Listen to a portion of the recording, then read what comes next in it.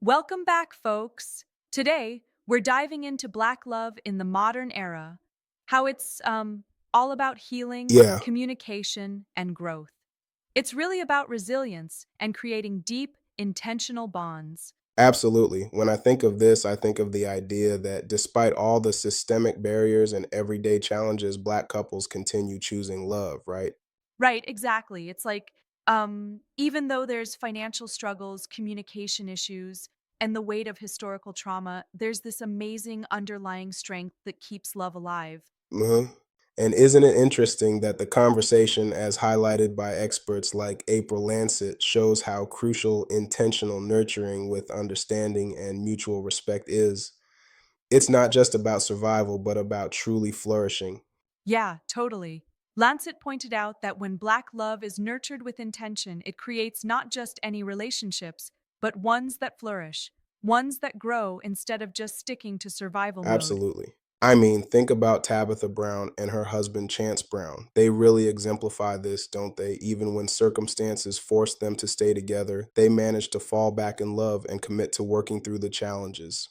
Oh, yes, definitely. Their story on Fridays with Tab and Chance really shows that sometimes love requires you to keep fighting even when it might seem easier to walk away.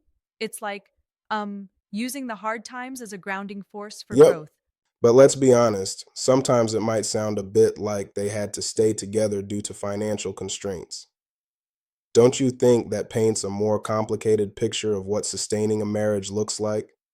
You raise a good point. I mean, while financial limitations can indeed trap people, the beauty of their story is how they turned that challenge into an opportunity to rediscover each other. It's kind of like, turning every obstacle into a stepping stone to deeper connection. True. Yeah, and then there's the whole idea of setting boundaries, like what Dr. Noel Chappelle emphasized. Coupling boundaries with family and friends is such a critical step in maintaining a healthy relationship. Right. It's kind of like creating a little sanctuary for just the two of you. When you set strong boundaries, it's like saying, this space is sacred. And then you can focus on nurturing your own love without outside interference. Absolutely. And speaking of nurturing, let's chat about the notion of communication. The content really highlighted the importance of open, honest conversations, even discussing the raw and vulnerable topics that many shy away from. Yeah, definitely. Instead of following outdated norms of keeping silence, modern Black couples are leaning into therapy, emotional intelligence, and being self-aware, especially the younger generations, like millennials and Gen Z.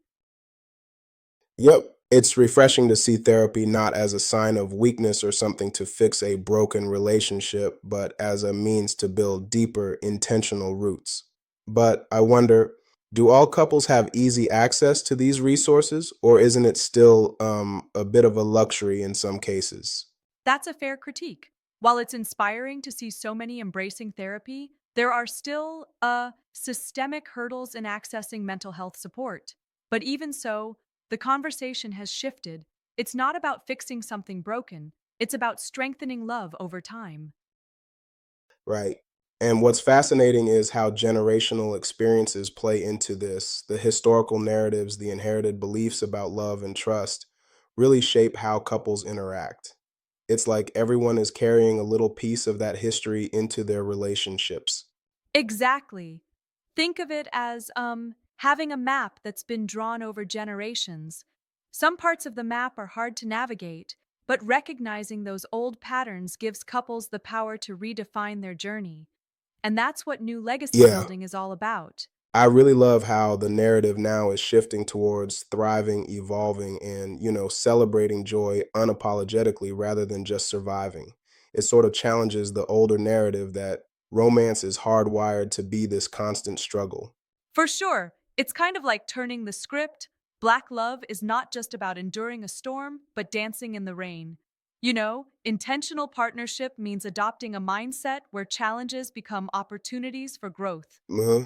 Right. And speaking of intentional, there's this notion that both partners have a role in modeling the behavior they want to see. It's like asking each other to mirror the best version of themselves. Exactly. It's almost a bit like looking in a mirror that reflects only what you choose to see, the good, the respectful, the supportive. When one partner communicates with respect, it often inspires the other to mirror that same energy. Yeah. But I do wonder, doesn't that sometimes put an unrealistic pressure on individuals to always be the exemplar? What if one person struggles more than the other? That's an interesting counterpoint. I think the idea isn't about perfection, but about continuous growth. Sure, it might create pressures, but the goal is to foster an environment where mistakes are viewed as learning moments, not failures. It's about both partners growing together rather than one carrying the load alone. Right. And I guess that's where shared values come in too, right? When both partners honor each other's dreams, they're better equipped to handle life's turbulence. Yeah, absolutely. Think of it like building a house. You need a solid foundation, shared values, open communication, and the courage to address deeper issues like generational trauma are that foundation. Yeah. It's interesting because while the narrative of Black love has always been about resilience, it's now also about healing and intentional partnership. And that's a big shift from older, more survival based perspectives. Exactly. And if you think about it, this shift emphasizes that Black love is not static. It evolves with time. It requires emotional work and a willingness to face and then heal deep seated wounds. Right. And that evolution is very much a part of redefining norms. The emphasis on mental and emotional wellness that newer generations bring is a game changer, isn't it? For sure it is. It's like, previously, there was this notion that resilience meant just toughing it out.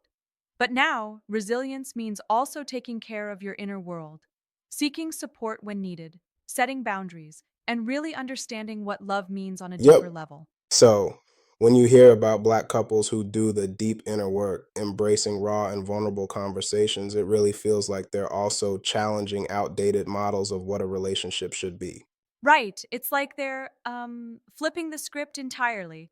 Rather than just accepting hardships as destiny, they provoke change by acknowledging the pain and actively working to transform it into growth, into liberation. Absolutely. And all these conversations really resonate with so many people because they bring, hope. They serve as a reminder that love, when nurtured with intentionality, is a radical act in itself. Totally. It's a kind of love that isn't defined solely by struggle, but by the ability to celebrate joy and progress together. It's about creating something legacy like that speaks to both endurance and thriving. Yeah, I also liked how the content pointed out that tackling generational trauma starts with awareness. Recognizing inherited patterns gives couples the power to actively reshape those dynamics. That's a pretty empowering message.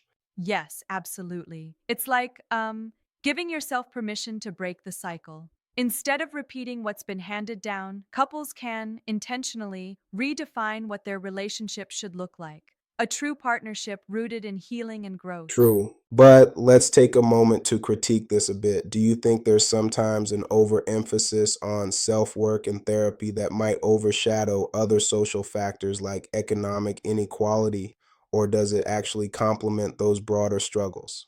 That's a really good point.